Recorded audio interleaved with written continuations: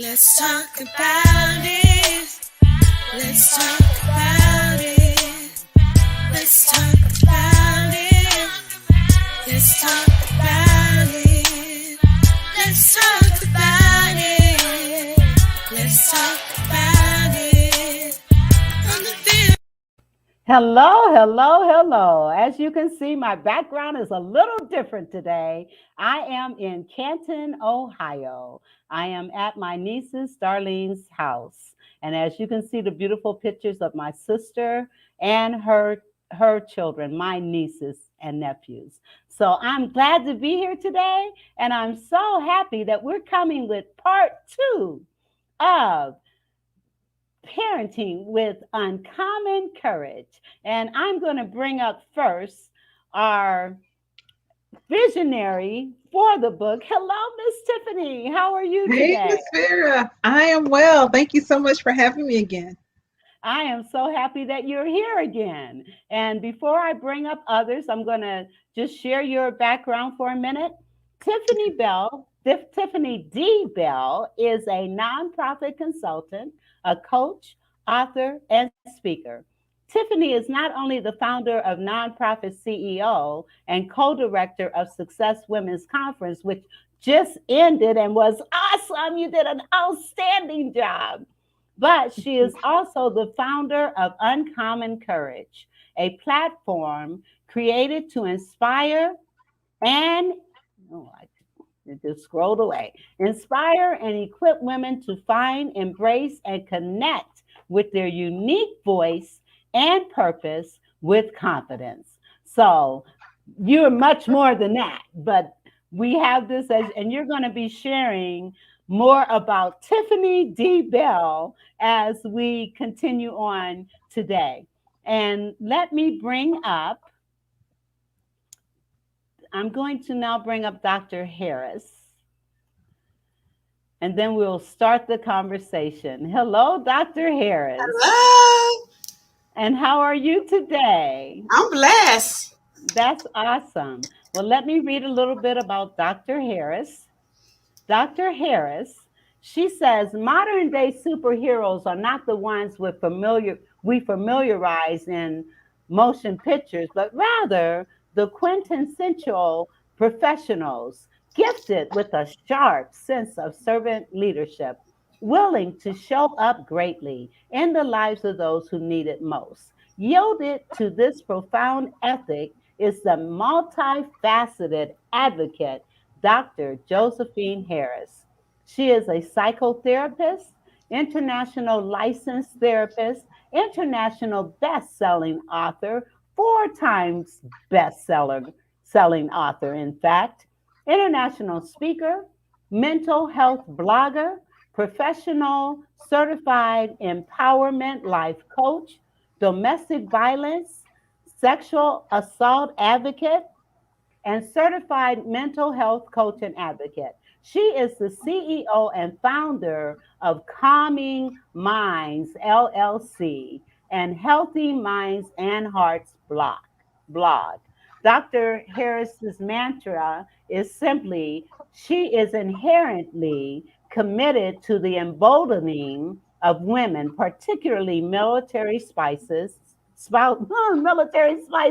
Oh, all right, there military spouses, facilitating for them all an opportunity of hope, whether it is through transformational messages of professional and or personal growth. Dr. Harris was born to encourage, motivate, and empower women of all cultures. Well, we are so glad that you're here, and I'm excited that we're going to be talking about parenting with uncommon courage. And now, Dr. Gatlin, Dr. Gatlin, how are you? I'm doing amazing. Hi. I am so glad to see you. And I have to tell you, I did not pull up your bio. I'm sorry. So what I'm going to do is Okay. I'm going to give you a few minutes on the floor to tell us a little bit about you. Okay? So Sure. why don't I you can take a few minutes and do that now? I sure will. I am Dr. Teresa Gatling. I'm a physical therapist by trade. I've been a therapist for 34 years. And for the last 30 years, I've been ministering with my husband. We have a church called Mount Olive Worship Center that we pastor here in McAllen, Texas. We have raised four boys and who are now adult men. And we have three grandchildren. So we're really excited about that. We do a lot of, well, I've written a book, obviously, Parenting with Uncommon Courage. But in addition, I have a workbook that is helping people build their family brand, especially for new mothers and new parents in general. And my husband and I do a lot of webinars and speaking to couples and couples relationships. And we've been doing that for many, many years. So we're excited. That's who I am. Well, we are excited to have you, and thank you so much. And our next guest, last but not least, and she just popped out. Okay, she will be back. So, ladies, let's talk about parenting with uncommon courage. The first question I want to ask each of you is to share with us, why is this book so important to you? And I'm going to start with you, Tiffany, and then I'm going to just ask each of you to share, why is this book so important to you? Well, for me, I have a few different angles that are important to the book. Is important to me from a few different angles. First of all, just being a young person, I was adopted, and so being adopted, of course, the beautiful thing about that is that you are chosen. You know what I'm saying? And I think that that makes you special.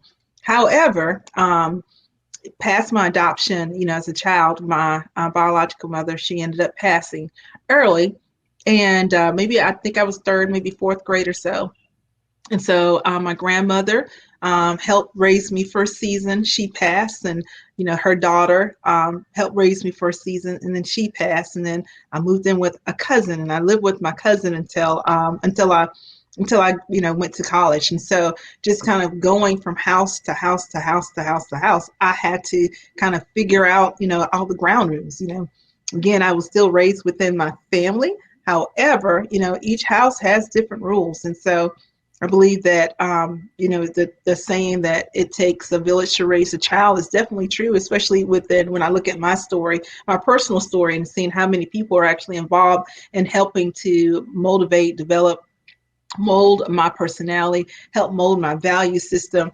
I think that when it comes to parenting, that you have to take all of that into consideration. It's just, and each child is different. Every personality, of the child is different. Their birth order, all of that has an effect on how they live and how they view life, right? And so I think, just as a child, recognizing how I got different. I just got mixed signals from each of the different houses that I went to. So, I didn't have to figure that out as an adult, especially once I began to parent. Now, once I began to parent myself, then I also realized just how important it really was to have stability. My children, I didn't want them to have issues personality wise. I didn't want them to have any issues, being able to emerge into society and become positive contributing members of our community. And so with that, I believe that, again, that a lot of what we see that's happening in society now really comes from the fact that a lot of people just didn't have a stable childhood. They didn't have the things that I grew up with, as far as just knowing that every day I would come home, there's going to be food on the table. You know what I'm saying? Like, I know that by 7 o'clock, we're going to eat dinner. We had a regular routine. I knew that every Sunday, we're going to go to church. Just those different things that really kind of help, again, create stability. And I believe that the stability is really important for a child. It creates, again, that's that greater sense of safety, to where they can freely express themselves and discover, who they are and where they're heading, and just be able to mesh well, again, once they get up and they launch. And so my my two boys. I have a 27-year-old and I have a 19-year-old. And so both of them, of course, have had their own bumps in the on the along the way in life. But in general, I think that my fight to maintain a sense of stability within the home front for them has really gone a long way in helping them to become men of God, first of all, and then also positively contributing members of society. And so, again, I believe that all that happens based on what's happening within the home front itself. Amen. Amen. I will comment after we get the feedback from everybody else. So, Dr. Gatlin, you want to share with us why this is so important to you? Absolutely. I think as parents, there's so many different avenues, and people do things one way and another way. And our background, our experiences certainly feed into how we become parents. And so I think the fact that, excuse me, the fact that this book is a compilation of different ideas and different parenting styles, and it really is something that will give a basis, especially for new parents, not even new parents, just any parent can be able to read something in there that will feed to them, and it will really help them to say, oh yeah, there you go, I can pick that, I can choose this and take a little bit of this and that to be able to be a better parent all around. So I think that's one of the reasons I'm so excited about this book that we put together, that by amazing authors, just fantastic stories. Yes, thank you so much. And I want to acknowledge Malia Clark. She is my granddaughter. And I am so happy that you're watching us today, Malia. And she says, I love you, Grandma. I love you too, sweetheart. And she also said, you got this. Thank you very much. And now Dr. Josephine Harris is here, but she also commented and said, yes, yes, yes. Awesome. Okay. Ashley, thank you for being here as well. And I'm going to do a brief bio on Ashley, and we're going to then ask her the question that I'm asking everyone. In a generation most exposed to the chains of mental health disparities, there is a voice of advocacy. It is in the likes of Ashley Robinson. Ashley is a compassionate leader, speaker, author, and advocate, led by a sincere passion to serve those burdened by the stigmas found in mental illness. Having overcome her own life struggle with mental health, she now longs to serve a generation seemingly drowning in its grips to recreate their perspective, gain the help they truly need, and to overcome as she did.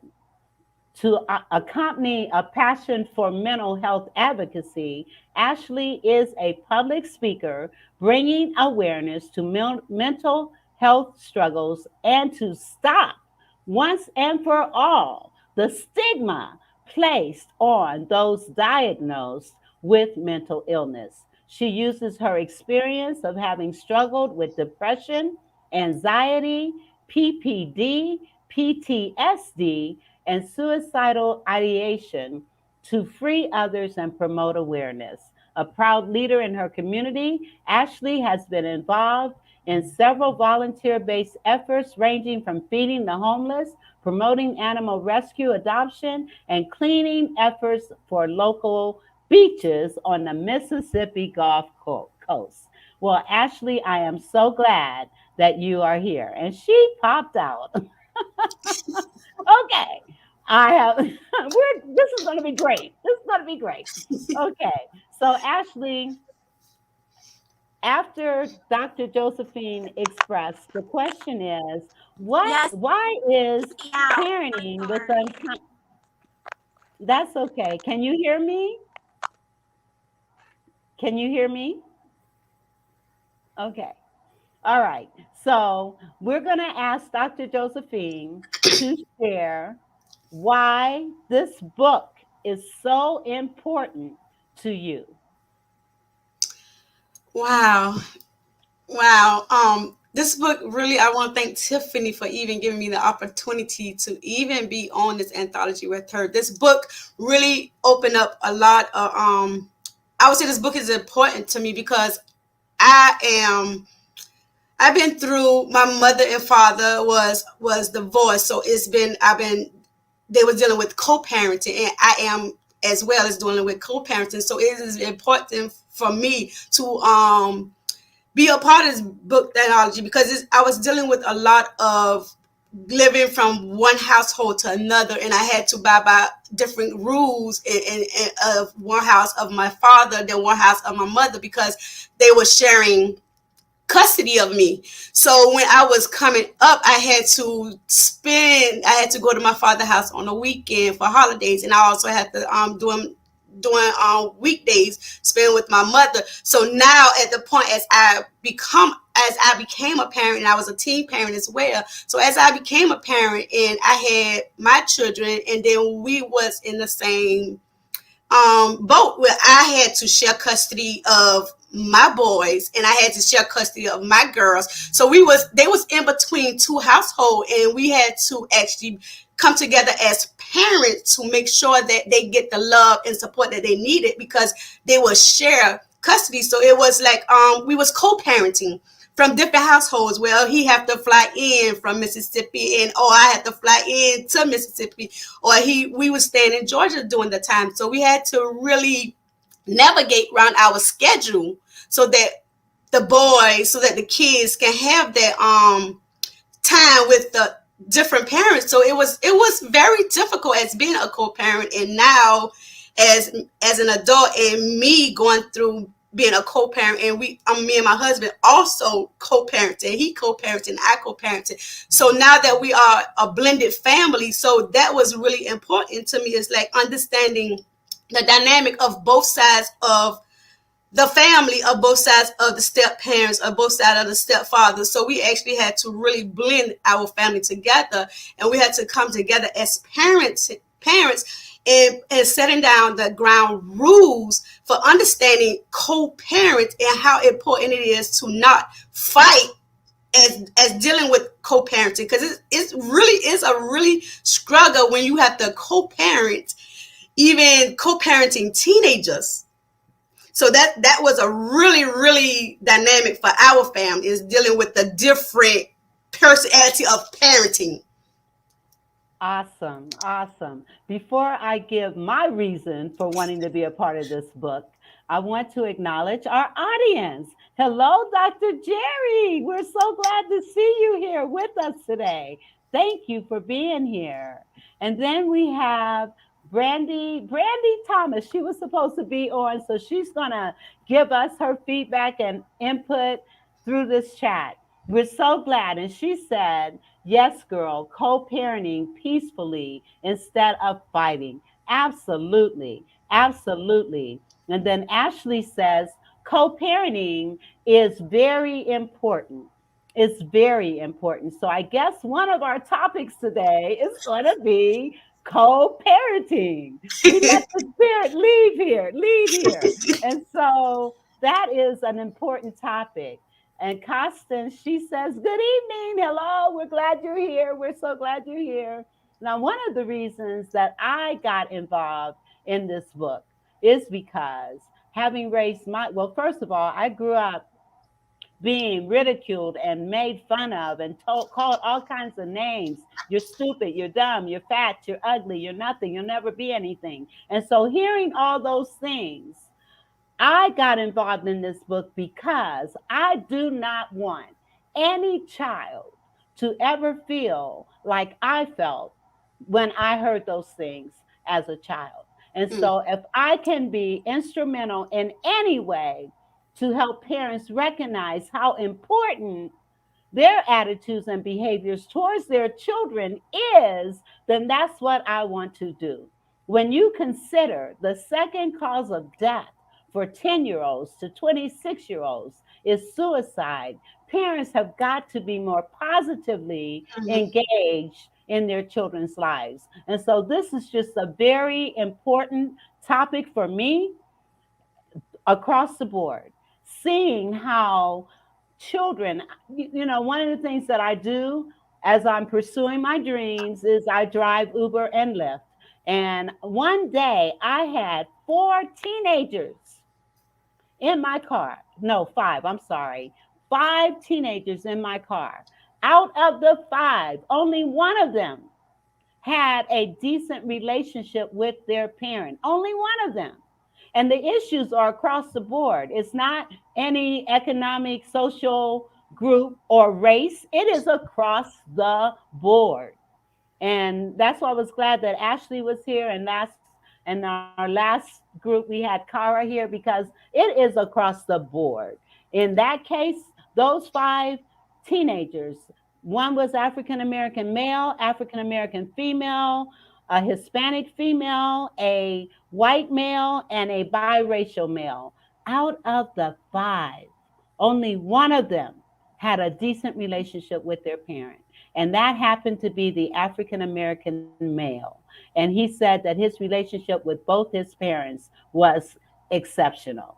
And so that, again, we're talking about co-parenting, we're talking about teenagers, and that whole process of co-parenting teenagers, and a lot of times they're coming into a home and with co-parenting, I want you guys to kind of talk about how a lot of times with the co-parenting, there's that issue of these are my kids, so disciplining and all of those kinds of things can be an issue. So let's kind of talk about that.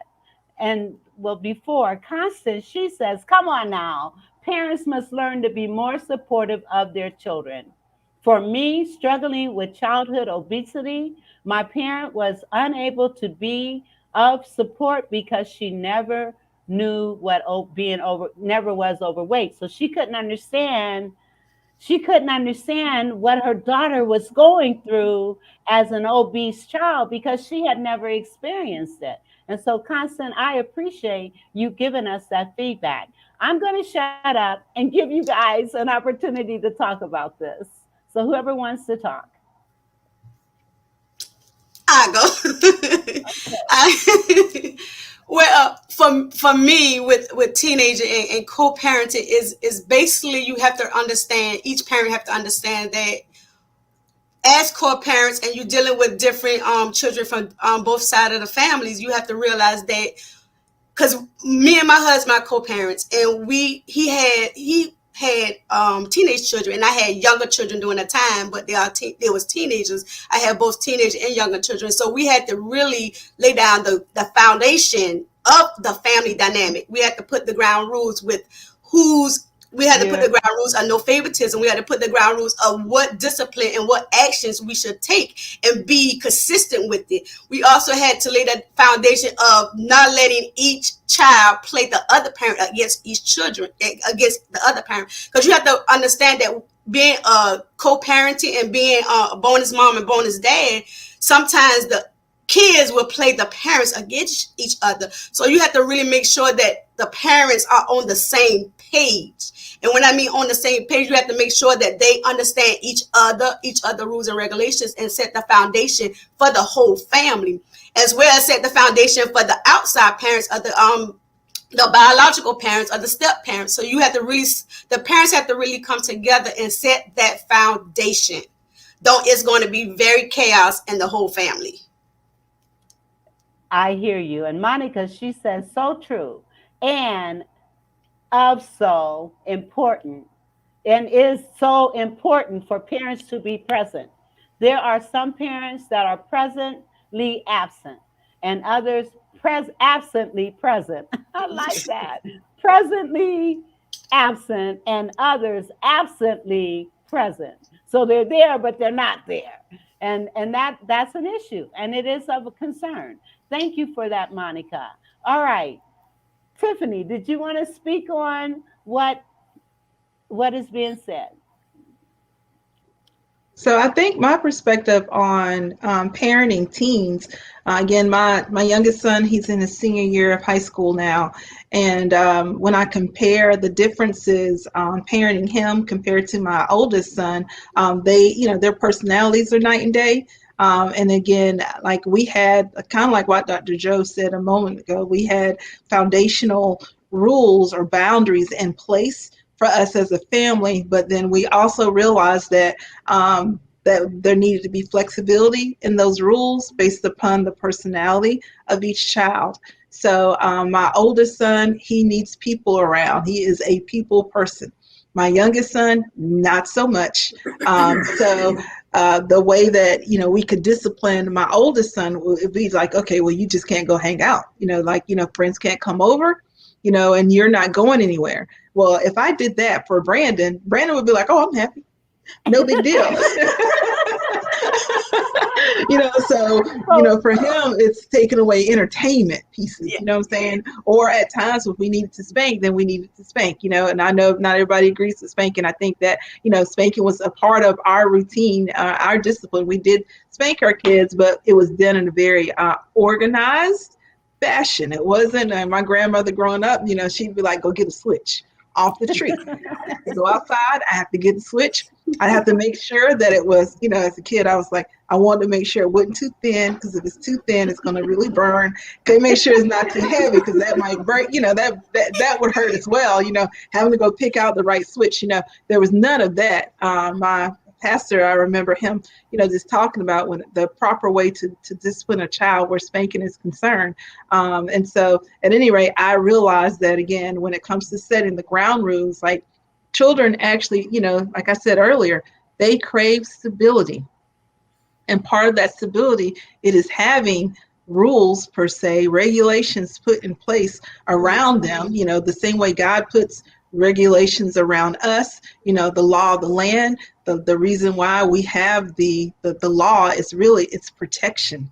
It's designed in a way that's not necessarily supposed to stop you from living life, but it's supposed to help keep you within certain boundaries so that you can live your best life. A life that is safe, not just for yourself, but a life that provides safety for other people that you share life with. And so, again, I think when it comes to raising teens, it is recognizing that one, they do have a voice. That their opinion does matter. They may not agree, right, with whatever it is that you guys have in place, but I still think there needs to be a certain level of honor and respect shown to them by giving ear to what their concerns are. And even if you cannot necessarily relate, again, like Miss Constance Willard said earlier, you might not be able to relate. And again, life has just changed. We're in a different time period. Here the things that I face now in my 40s compared to what my kids faced when the things that I faced when I was 17, however many years ago that was, compared to what my kids face when they're 17. Times have changed. And again, even with times changing, I think as that means our parenting style has to shift as well with culture. Not saying that again that you throw caution to the wind and you let your kids do certain things, but my parents at age of 12 would never thought about giving me a cell phone. Where now, at age 12, I'm perfectly okay with my grandkids having a cell phone, because we now have bomb threats. You know what I'm saying? There's so many things that are happening culturally that are just different now in the society that we live in. And so we have to kind of, as a parent, I think we have to shift some with culture. It doesn't change my value system. It doesn't change my morals. Those things are solid. Right. But, the way that our parent needs to adjust based upon the personality and the culture that we each live in needs to accurately reflect what's happening in society. So again, your child just knows how to engage. And they have, again, a sense of stability. It really goes a long way. Amen. Now, you mentioned spanking. I do want to kind of back up and talk about that for a minute, because there are so many schools of thought on spanking. And I guess one of my questions, and I would like feedback from you other ladies. Um, One of my concerns is a lot of times when we're doing that, it's advocating violence. Some proponents say that, the spanking is advocating being violent, and that's the way that you handle situations. Um, Also, at what age do you no longer spank a child? And what ways do you do it? I know with me, I took issue with spanking my son. And someone told him, if your mom does not whip you, then she doesn't love you because there's a scripture in the Bible. Yes. So my Wow. son was like, you don't love me, mom. It's like, it's not, oh, are you kidding me? Are you Yeah. kidding me? Wow. Like, Wow. and I remember the first time I spanked him, and I said, "This hurts me more than it hurts you," and I really felt that way. Oh You yeah, really yeah. do. I I think you really, Yeah. do. It No, is. you know, It does again, hurt. I really do think that when it comes to spanking, I think that, when it comes to discipline, disciplining your child is not so much about, it doesn't mean that you're spanking them. It just means that, again, you're creating some boundaries around them, so that they can be taught, right? And so when it comes to spanking here in my household, this is what we do. We used to, they might have their hands on the chair. They would get 3 licks only on the butt, right? But they don't necessarily, not every child. So with Breon, my oldest son, he really could take 20 licks. He was hard. It didn't make a difference to him. Spanking was not effective. He just was like, you done, even at age 3, where my youngest son, tender heart, tender heart, I can look at him hard and, he's going to tear up. You know what I'm saying? And so again, I think when it comes to spanking, that again, all of that, any type of, whatever forms of discipline you take on, you have to figure out what is it that works best for that child. No physical abuse, none whatsoever. I don't believe that you should hit a child anywhere other than on the In butt the cheeks. boat, but Yeah. Growing up for me, it'd be nothing to get like back slapped back across my slap. cheek. Yeah. I Yeah, could we feel all the burn did. now. That thing would sting for eons. I do think that's abuse. yes, I don't, that to me is abusive. It's extremely, it's demeaning. And that again, I think you have to just approach that whole subject very sensitively. yes, And again, it's really about understanding what works and And what doesn't work. There's some children that never need to get spanked at all. Like, they just have that natural, they just have a very compliant nature, Mm-hmm. yes. but then there are others where just, they're just like, what you gonna do? That's true. But what I'd like to add to that, that is so true. That's so true. But with my kids, you look at them. With my girls, you look at them, they start crying. Yeah, So yeah. with my boys, you just say, you know what? I'm just gonna take this away. If you take their gadget away, they start crying. So it's a different dynamic. So it's really, don't get me wrong. When they were small, I did spank them because some of them really needed it. And sometimes, as you learn and you grow, and sometimes statistically, spanking and hitting kids, it does prevent them to understand that's violence. So they grow up understanding it's okay to do it, but you have to set the boundaries and the ground of doing it, because when, as a therapist, I see the difference between spanking and abusing. Yes. So there is a difference between spanking and abusing a child. Now, if you spanking a child, no, you shouldn't hit the child no more on the buttocks. But abuses like back hitting them, hitting them across the face, like hitting them that's abuse. Or So you hitting them in the chest. yes, yes. So you have okay. to really, really know the difference between spanking and abuse. And most different cultures really don't think it's okay to slap a kid or to hit them in the chest or to hit them in the back, and that's culturally, but and statistically that's abuse. Yes. Yeah, I would also add to that if you are engaging in spanking at all, if that's something way that you're going to discipline, is that you have to be very, very conscious Mm-hmm. not to do so in anger. Because Yes. I think you, Yes. you should never, because then you may not respond Mm-hmm. with all the sensitivity that both Tiffany and Dr. Harris has spoken about, because you're angry. So you should never just turn off and slap your kid, or because you might do something bad. And when that has happened, and we did spank our kids when they were little, it was always, if I was very angry, It was okay. You're going to your room, Mm-hmm. Yes. which they didn't like because they knew if they had to go to their room, I was Yes. beyond being able to deal with them right then. I was Yes. beyond it. I wouldn't know what I might do to you. So you know what? You go Go into your down. room. Yes. But they understood at what point what it would happen, what's going to Mm-hmm. happen. We mentioned boundaries. They Yes. knew, these are things you can do or not do. This is the consequence to this. Yes. If you do this, this will Consequences. Yes. happen. So now if I'm Yes. angry, I might send you to your room for a little bit, but I'm always going to come back to you. And it Yes. was never a spanking without a conversation. Yes. So we Yes. talked about it. Yes. You know Yes. what's happening and why and what we're going to do. And yes, mama's still going to spank you. I'll We're not tell you leaving guys it at that. a funny Let story. My mother-in-law, her style of disciplining her children, like if you got in trouble at 10 o'clock that morning, the rule was is that you would get your spanking at 7 o'clock. So the kids would always hope they go out throughout the day hoping that that Miss Gladiola, her name was Gladiola, Yes. Miss Gladiola, were always hopeful that she might actually forget. Mhm. They would go on, whatever would happen earlier that morning, she'd say whatever she wanted to say to them in the moment, and she would follow up with, you wait until 7 o'clock tonight, you're gonna get your spanking, and then it was over with. They would go on, have a wonderful day, because things were going well. Again, my husband, he told me, he's like, we would really hope, like, okay, she's forgotten about it. 6:59 hit, you're and she'd be breaking like, up. Yes. she'd come All back, right. and, Well, I just we remember can't thinking that was understand what so you're funny. saying because you're breaking up right now. Let me go Oh, to the audience and see what they're saying.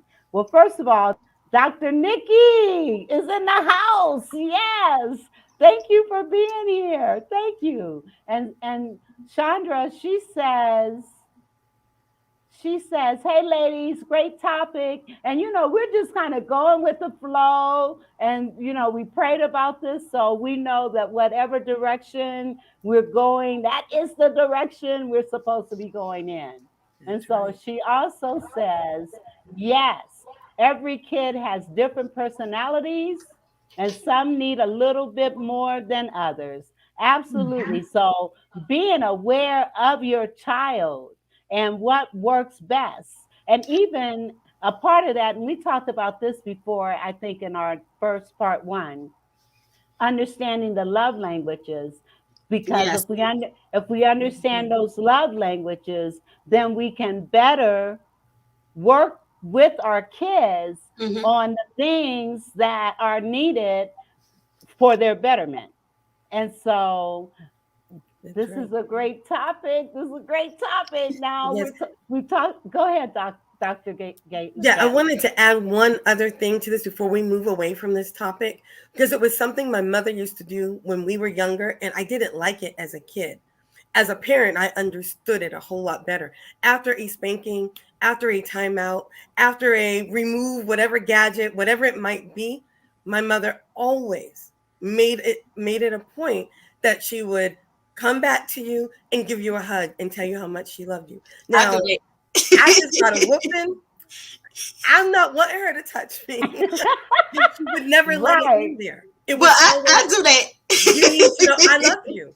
I really love you. And I didn't like I it as used a to do kid. that. I appreciate it as an adult though, because yes, even though you were disciplined, Yes. I absolutely understood that my mother, Love. she did love me. And it Mm-hmm. wasn't like she wasn't abusing me. We like we all said earlier in describing different ways, it was definitely done with love and in very specific Mm-hmm. parts. It was no just upside your head with anything. And right, so that's so important though, to make sure that they understand Mm-hmm. that there is still love. Yes, you're going to give me a hug. Yes, I'm going to give you a hug. You don't want to, but you need to know how much I love you. And that was, I think, a really big deal that parents yes, should do. And you're saying you did that, Dr. Harris, Yeah, as well. I do. And yes, when I discipline them now and take their gadgets, I give them a hug after I take it. Exactly. So, and I yes. tell them I love them. And we never go throughout the day without telling them I love them. We're proud of you. We tell them waking up. We tell them when we get ready to go to bed. And they are adult kids and we still do That's so important it. because Yeah. one of the questions that I ask parents, what is it that you wish you had been told as a child? And I'm telling you, I have gotten answers like, I wish I had been told I love you. Back in the Right. day, parents would say, well, I feed you, you have a roof over your head, I'm showing you that I love you. Well, kids need to hear that, and they need to Yeah. hear it on a regular base. Let's hear what our audience is saying. Now, Chandra said, yes, in my home, we got both spanks and punishment, or one or the other. And then she also had said, well, Gwen said, y'all in my home, we got both spanks and punishment, one or the other. All right. And then Sonia also said, yes, know their love language is so important. Thanks for saying that. And even with couples understanding their love language as Yes. as parents, that is so important. So And it's important. something and With it's your something kids. that we just dismiss. And Yeah. it shouldn't be. And then she says, Sandra also says, that's my husband. I'm like, nope, I'm still mad. But after I get over it, we do talk about it. And so again, don't, and even scripture, the scripture that just came to my mind, don't let the sun go down on your wrath. Your anger. That's it. Yes. That's right. That just came to my mind. And so we cannot be angry at our kids and not explain and not talk to them and Yeah. not continue to affirm how much we love them. That is so important. And then Yeah, Gwen says, my mom too, and helped me to know I did a bad thing. Hugs and got whipped on my butt. Okay. I And have to admit, there's some times when I don't necessarily feel like smiling. When I'm upset with my kids and they've done something and I feel like, hey, like, and it's different, we're not talking little kids, we're saying 19, they're many adults, little adults, so to Little speak. adult. What I'm saying? There are times when I'm definitely disappointed in the choices that they've made. And most times out of 10, especially my youngest, he will come back and he'll apologize. And I have to admit, there's some times when I'm just not feeling lovely dovey, but I will say to him, I accept your apology, but, I need some time for my emotions to come down. And I just, I'm being honest with him, saying it's not that I'm rejecting his apology. I accept it. I understand it. I know this is a reason for why you said this, why you decided that. It's just that right now, my emotions, I'm a woman. I'm still full. Give me a little bit. yeah, I just need to yeah, go back in my bedroom. Let me finish close my door. And I just need to let go. But you're good. You're good. I just need time to where I become good again. Then I think that's just open and honest communication. And I also think that it's yes, important that Yeah. you teach your kids, like, we just don't turn our emotions, male or females, our emotions just don't turn on and off, No. with at the drop of a dime. The apology is good, but my emotions need a little bit of time to catch up with the Right. Yeah. decision to accept the apology. absolutely. And that's like, Absolutely. that's a And it's reflection of real okay life. to tell your kids that. Hmm. Yes. And I think it's important that we let our kids know how we are feeling, and being real about it and saying, now is not the time. I can't talk to you right now because I'm angry. So I need to put it on the back burner, but we're going to come back to it. That's very important. Wendy Yeah. says, hello, beautiful ladies. Hi, Wendy. We're so glad you're here. And then we also have Sandra. She says, let me get the full thing. She says, yes, all day, love all day long. I love you. My boys are 10 and 8 and say they love each other every day at various times. That is so important That's because good. life That's so that is Right. important. excellent. It is excellent. I know my grandkids, they walk around the house saying, I love you, I love you, I love you. And Yes, and that is whatever so, you want, baby, I'll give you the that's world. Yeah. Love it. yes, Yes.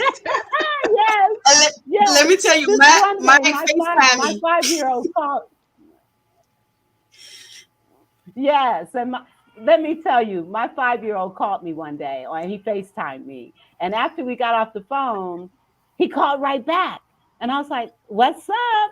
He said, "Oh, Grandma, I forgot to tell you I love you." I was like, "Oh." Oh. He called back just to Hmm. tell me that. Yeah. That was so touching. Mm-hmm. And then That's so Gwen, she sweet. says that I know. I was like, that was so special. And Gwen, she says, my mom was the disciplinary more. My dad only when it really bad, when it was really bad, or with the boys. She also says, Mommy, my mama didn't play, but she showed so much love and would make us feel better, but she didn't let us slide. And you can discipline, it's a balance. Right. Like Yes. Tiffany is It saying, is. it's a balance. Mm-hmm. And then Wendy, she says, that's wonderful that they display so much love for one another. And she's talking about the two brothers.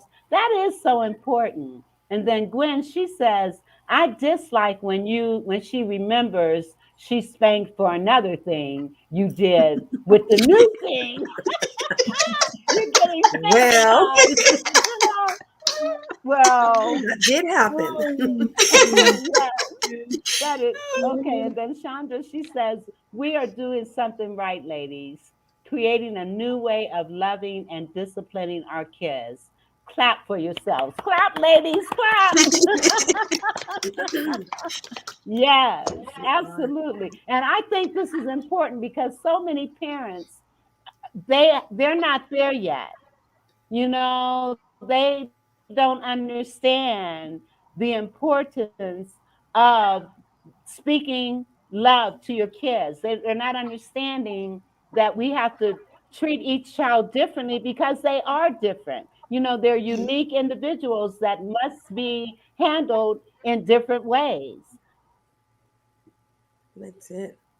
Yes. Yes. Well, I have a topic I wanted to talk about. I had a conversation with my mother earlier today. We were riding. She went with me on I had to see some patients. It was like 2 hours away. And so she went with me, and my niece and nephews are now teenagers. Okay. And I said, oh, well, Mom, have they started with this whole dating thing yet? Because one's 17, the other one's 15. And talking to my brother about dating. I'm so sorry. Like I've got a frog in my throat. And I said, and of course, brought up all kinds of conversations. Dating, when do you start? Do you go out with them? Do you get to pick them up? Can they stay at the house? And we had these conversations, and she didn't want to talk about it though. She didn't want to talk about She it. didn't want to We talk want to about talk about it. it because with those two, they're kind of like that. She kind of helped raise them a lot. She's not with them anymore because she's down here in Texas, and so she doesn't want. She'll get older. She's in her 80s, and she's much softer than she used to be. Okay. So So she doesn't want to hear about things that might make them uncomfortable. So okay. I said, well, Mom, at some point, I mean, my nephew is already going to be a senior. I'm kind of surprised that we're not having more conversation already about wanting to date and what that entails. He's just getting his driver's license already, and dating. Can they come over? Can I go out with them? Can they come to my house? How long do they stay? Can they spend the night? What types of things? And those are the things. I mean, I've already raised my kids. We had very strict rules, and those Yes. rules started from when they were very, very, very young, 1, 2, 3 years old. I mean, we were talking about it. They knew that there would be no dating until they were 16. That was just we arbitrarily came up with that number. I like that age. We thought, at this point, we have developed a rapport. We've developed some trust between each other. You've had some opportunity to prove yourself that you can be trustworthy. So 16 seemed like a good idea, and there were certain time frames, and I was that interfering parent. You didn't just go out. I needed to know names. I needed to know where they Me. Yes. live. That's I needed me. to know the parent's name. I needed to know, okay, That's if me. because they were Yes. boys. I mean, Yes. I knew what they were driving because they were usually doing the driving. But I also insisted, which kind of hurt me a little bit, but I insisted, since they were boys, you need to go and pick the girl up, meet the parent. I mean, Yes. you already met them, doesn't matter. You go in and you speak, you say hello, Yep. you say good evening, and you do not text nobody to meet me outside. Nope. None of that. Ring the doorbell, go to inside. Those were rules. They knew that. Yes. And they followed it. And I was like, Yes. sometimes I didn't get to meet the little girl until after, but I at least knew her name and I knew where Yes. she lived and I knew who her parents were. Yes. And Yeah. I You think couldn't that is go so unless I knew important. that. Yes. That is so important. That's important. The other night I picked up two teenagers, high school students, from their girlfriend's house. And it was like 2 o'clock in the morning. Okay. Yes.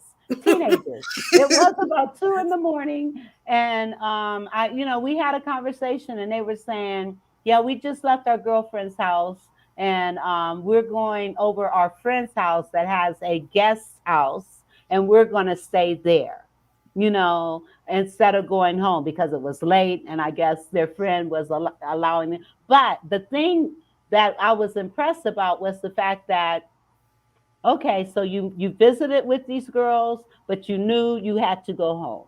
And I thought, okay, that was interesting to me. Now I realized that times have changed, and of course my son is grown, but I remember saying to him, that, he could bring, because he stayed with me until it was like 24.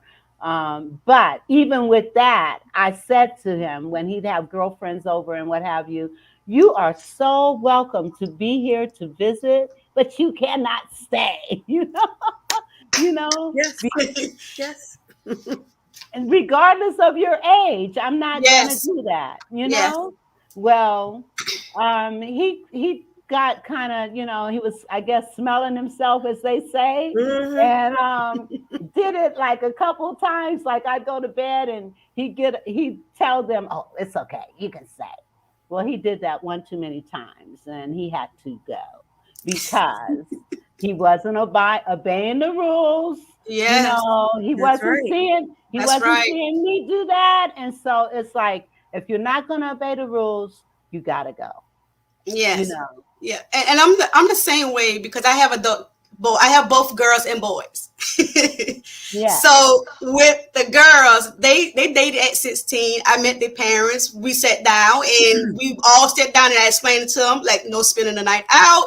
You have a curfew and you know what time to come in. Don't come in one. Don't come if you have a curfew at 10 o'clock. Don't come in 10:01. Because you know what time your curfew is. If you want to see a movie, you have to see a movie early, 6 o'clock, and you know you're in the house by 10 o'clock. Just like with the boys, everybody had the same curfew. But my kids, they humbleness. They don't like a lot of people being around, so they won't ask. They don't spend the night over. They won't spend the night out.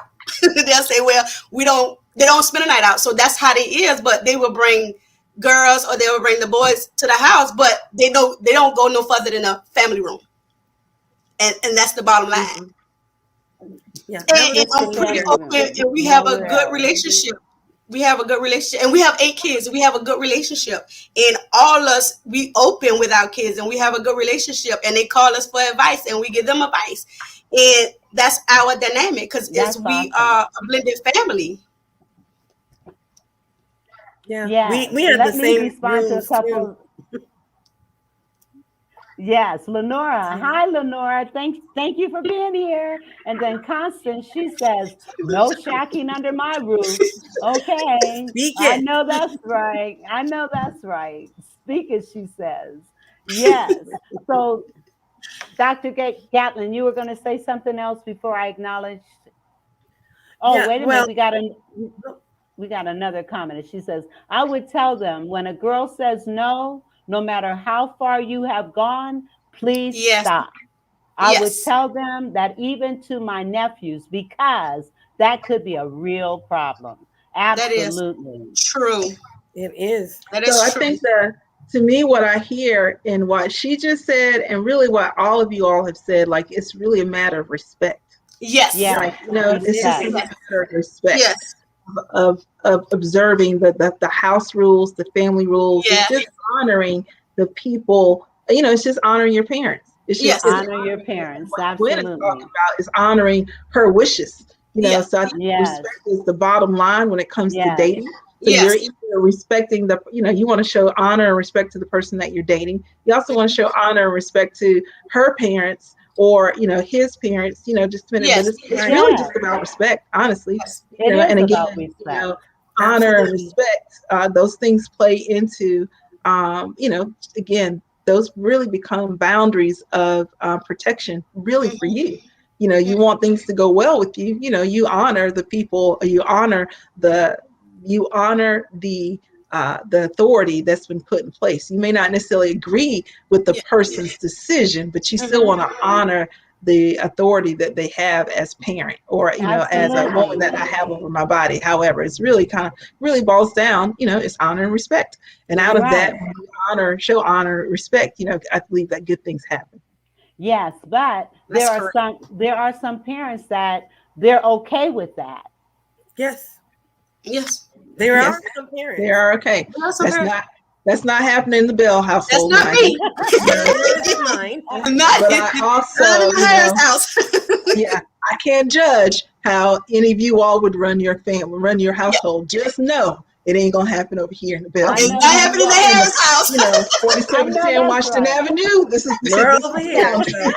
Not I know these that's right. courthouses. Yes. Yes, Yeah, yeah, yeah, yeah. yes, absolutely, absolutely. Well, you know what? This hour has really kind of gone by fast. We Yeah, have it had. we have 4 minutes. And if the audience, if you have anything you want to share, please do so now. But what I'm going to do, I'm going to ask each of you to kind of just let's capsulize what we've talked about, do an overview and whatever advice that you can give based on the topics that we've talked about today. Then I'm going to give each of you the floor to do that. And I'm going to start with our visionary, Miss Tiffany D. Bell. Well, I think that if I had to say anything to any parent that's out there, I would say that the respect that I talked about earlier, that it goes both ways, especially as your child gets older. We've talked really more so today's conversation in my mind really kind of pertains to, children that are 13 and above, right? And so, as the child is small, little kids, you control them, right? But as they move into their teenage years, is really about managing them. And then, of course, as they get into adult years, is really like you're prepping them to launch. And then once they launch, it's really kind of up to them as to what choices that they're going to follow. But I do think that in general, no matter where you're at in that frame of the different walks of life, that you want to make sure that there's equal honor and respect. So if you sow honor, I believe you receive honor back. And so children, you can maintain the heart of a child. I believe by the way that you treat them is in making sure that they know that they're loved, right? And that how do they know that they're loved? It's not a feeling; it is the way that you treat them. And so I do. I think I said last time I was here. In my mind, I get to hold the heart of what God has given me is their heart, and I get to hold it in their hand. So how I steward their hearts will have a tremendous effect on how they grow up into adulthood. Right. When God gives me their heart, I, take that responsibility seriously because I get to point their heart in the direction that I believe that it should go. Again, that's just based upon the direction, the vision that God has given me as a parent. And again, it does take a village to raise a child. So, you want to keep an open heart, Yes, it and you want to does. keep an open ear. One, you're open to hear what they have to say, but then also you're keeping an open ear and an open heart to the people that are around you. Because again, perspective is very important. And so, though you may feel very strongly about something in your heart, I do believe that it's really important. Keep an open heart, keep an open mind, hear what's being said around you so that, again, you can receive additional perspective because you just never know, what direction that you may, the Lord may be wanting to lead you in when it comes to raising your child. But just remember the honor and respect goes both ways. Amen. Amen. Okay. So Jane, she says, indeed, indeed. Thank you, Jane, for being here. All right, Dr. Gatlin. Yes. What I would say again, kind of like what Tiffany said about respect. It's so important that we show respect to our children. But in order for that to happen, as parents, we've got to start those conversations way earlier than a lot of parents seem to do so. The conversations about respect, the conversations about choices and trust from when they're very, very young. and giving them the opportunity when they're a 2-year-old to choose a red shirt versus a blue shirt. That's a choice. Asking them to pick up their toys and expecting them to do it. And because that begins that level of trust at a very, very early age, so that when we get to these teen years, that can be so challenging, that we have that relationship, that we've developed the rapport that Dr. Harris mentioned she has with all of her kids. I had with all of my children. It's a deep conversation that they feel that they can come to you once they're even adults and still ask for advice, and just want your opinion about things because you've developed the relationship. But it takes time. You can't start that at 15 and expect to have them, all into you and trusting everything when you have never really talked to them about anything up until that point. So I would just say show respect, show love, listen, because they have things to say too.